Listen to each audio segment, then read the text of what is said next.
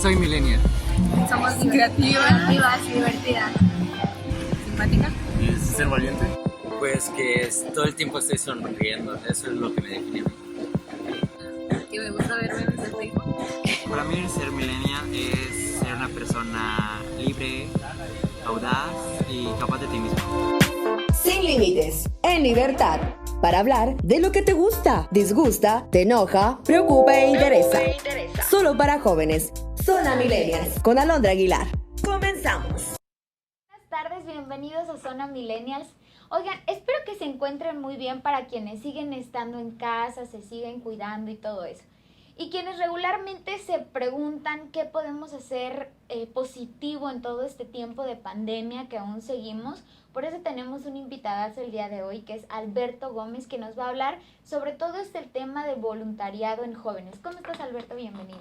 Bien, Alondra, gracias. Muy bien, acá compartiendo un poco de información sobre esta labor muy loable y necesaria y pues muy especial para los jóvenes, para nosotros los jóvenes. Oye, Alberto, cuéntanos un poquito de ti y cómo te relacionas con todo esto del voluntariado, cuándo inicias, cómo está todo este proceso. Ok, yo me relaciono directamente con el voluntariado religioso. Uh-huh. Sabemos que hay en instituciones conocidas como la Cruz Roja, uh-huh, en dependencias universitarias como el TEC de Monterrey o algunas otras, ¿no? Pero yo me considero creyente, okay. espero serlo y cumplir según los términos.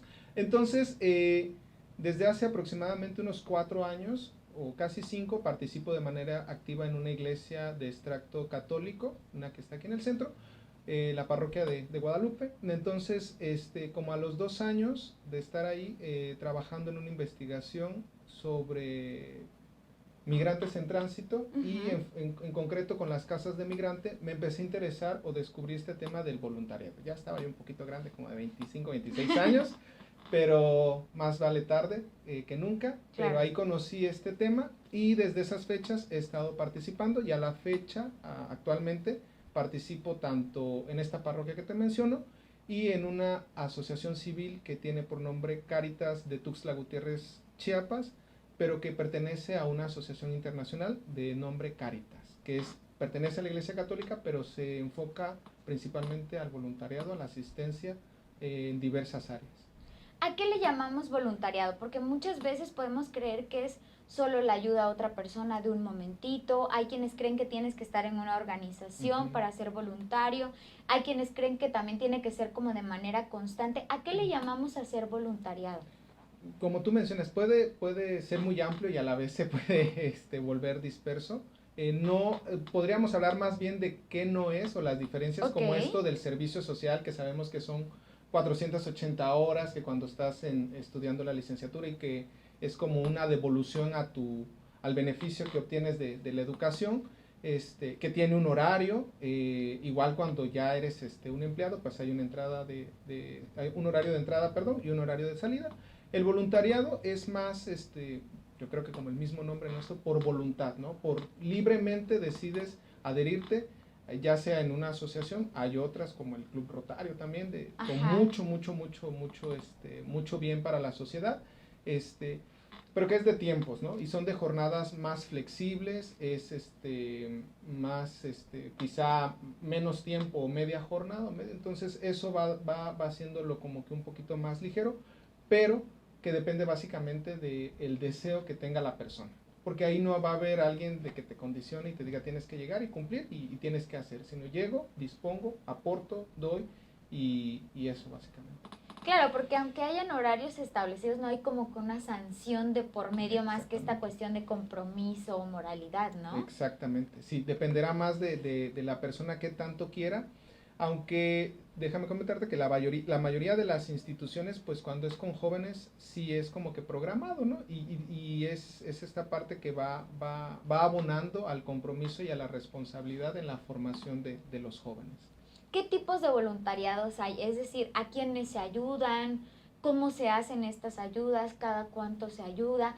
Porque claro, una cosa es todo este organismo, estas asociaciones civiles que pueden decir, bueno, nosotros siempre apoyamos a cierta comunidad, pero con ayuda de quién, ¿no? Porque Ujú. siempre se necesita como apoyo externo, más allá de solo estas Ujú. asociaciones. Sí, en el caso de estas AC que te menciono, o bueno, la parte de la Parroquia de Guadalupe y Cáritas, son vínculos, tienen esta función de ser puente también, y la mayoría de los recursos y todo vienen de donaciones, muy similar a lo que hace el Ah, ok. CRIT, a lo que hace el Teletón, lo que hace la Cruz Roja.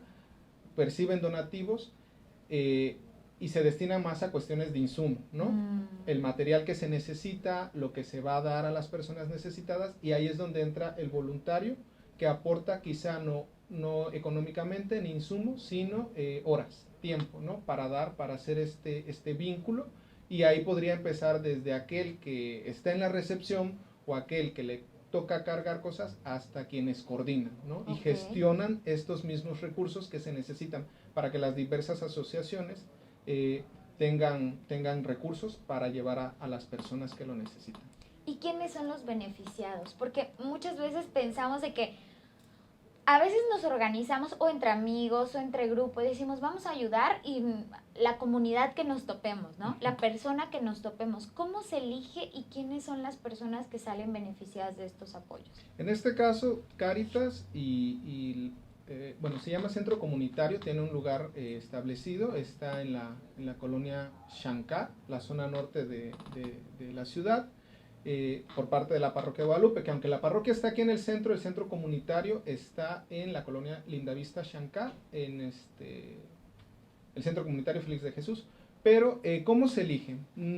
Básicamente, o desde mi experiencia lo que he visto, es una respuesta a las necesidades. En esta vinculación también hemos ido aprendiendo, y más, o al menos lo que me ha tocado vivir con lo del sismo del 2017 y ahora con la pandemia, Claro. a estar atentos a las emergencias, ¿no? Ujú. Siempre va a estar esto constante de apoyar a través de alimentos, de víveres, ropa, que ya son como que de cajón, diríamos, ¿no? Lo que es las personas necesitadas, indigentes, huérfanos y todo esto.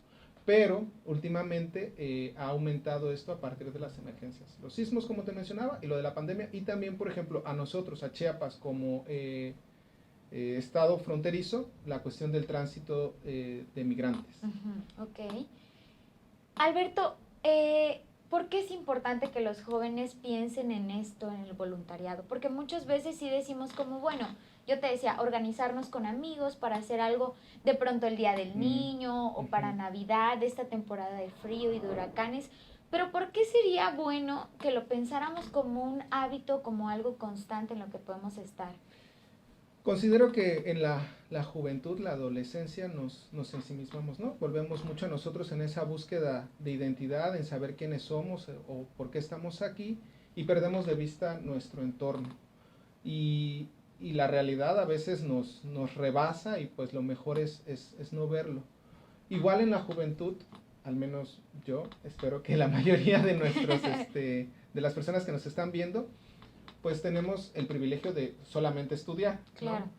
Y nos queda mucho tiempo, a veces sí tenemos actividades extracurriculares, que la natación, que el deporte, que las artes, pero siempre queda un huequito, siempre queda tiempo, y como tú dices, sale que yo a veces le llamo asistencialismo de vamos, te doy como que tu regalito, que es muy loable también, de sentarse, organizarse, preparar comida o preparar, no sé, un kit de limpieza o juguetes, y llevárselo a las personas, pero como que es un evento y es una fecha. Pero el voluntariado, como demanda un poquito más de tiempo y te invita a que tú tengas la voluntad de ser constante, te va a generar procesos, ¿no? Donde ya quizá con el tiempo descubras que son cuestiones estructurales que no se van a poder cambiar, Claro. pero que tú vas a poder ir aportando constantemente, y que podría asemejarse esto como al sembrar, ¿no? Tú colocas la semilla, riegas y quizá te toque ver el tallito, Claro. y hasta ahí. A diferencia de este asistencialismo de llegar, te doy y ya se acaba. Y ni sabes, ¿no? Y no sabemos, ajá. A veces sí se tiene, y tanto Cáritas se tiene que recurrir a esto de asistir en su momento, pero cuando hay una emergencia, cuando sí la persona, por ejemplo, ahora lo que está pasando en Tabasco con las inundaciones, pues pierden todo, ¿no? Entonces, Claro. si es una emergencia y tengo que asistir y llevar esto. Ahí sí todos los que llevamos comida en Navidad a las casas hogares, a las casas geriátricas, deberíamos ahora ir, ¿no? En ese Claro. momento, como cuando el sismo y todo eso. Pero después es generar procesos, ¿no? Esta misma gente que recibe ayuda, muchas veces con el paso del tiempo, por la experiencia, se vuelven voluntarios también.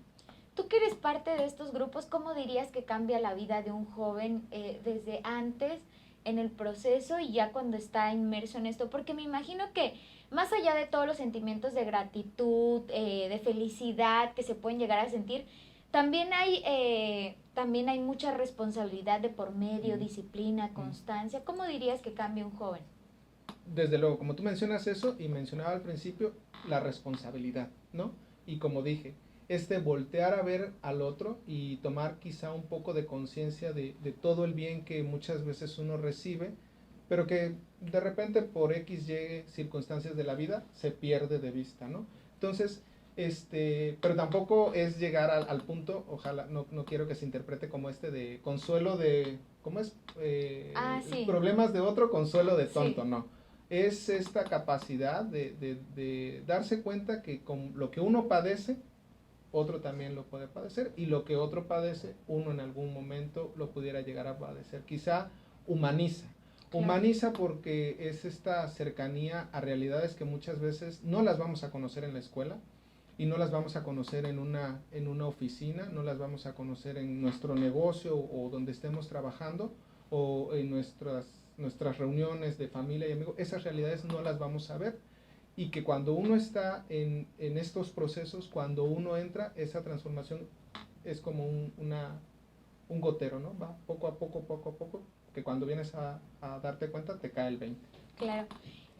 ¿Cómo cambió la forma de hacer voluntariado en diciembre, noviembre, antes de la pandemia y ahora que estamos en momento de pandemia? Y no solo ahora que ya decimos, bueno, ya vamos en semáforo amarillo, están las cosas más tranquilas, pero de pronto hace 2 meses atrás, 3 meses atrás, que estábamos en semáforo rojo y que nadie quería salir de casa.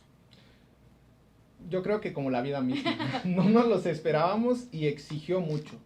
Se celebra también que muchos, esta creatividad, yo creo que en la mayoría de las asociaciones, me toca hablar yo creo en este caso en las que participo, pero la mayoría de asociaciones e iglesias tuvieron que echar mano de la creatividad para continuar asistiendo y ayudando y regenerar estos procesos, porque la realidad exigió un cambio completo, ¿no? Que era encerrarse, hacer esta pausa, pero pues vino la escalada de desempleo, el hambre es hambre y esta continúa, y todo lo que se movía internamente en las personas con esto de la cuarentena, pues fue creciendo, ¿no? Veíamos los datos de violencia doméstica que aumentó.